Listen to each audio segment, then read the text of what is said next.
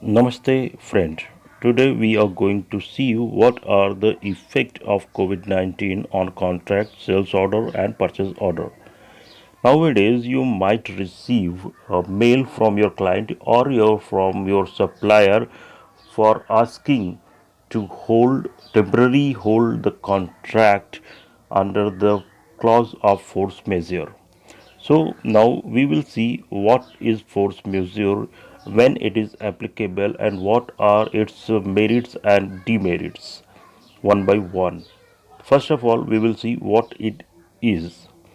Force majeure is a common clause in any contract that essentially free both the parties from liability or obligation or responsibility. It is not the termination of contract, it is the temporary suspension of contract for some period. Example, notice for force majeure due to the disruption in businesses and spread of due to spread of COVID-19 pandemic and its worldwide effect. When it can be applied. When an extraordinary event or circumstances occur which is beyond the control of parties, like war, strike, riots, plague, crime and virus. It is also applicable in case of an event described as act of God, like earthquake, hurricane, floods and etc. Its advantages is that both the parties gets free from the obligation of completion as per earlier signed contract, sales order, purchase order, work order or service order, etc. When current situation become normal, those points of contract like completion and deliveries can be rediscussed and finalized.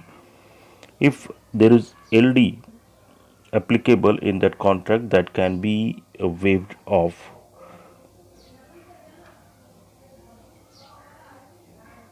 Now we will see what are its disadvantages. It will affect the deliveries inward as well as dispatches.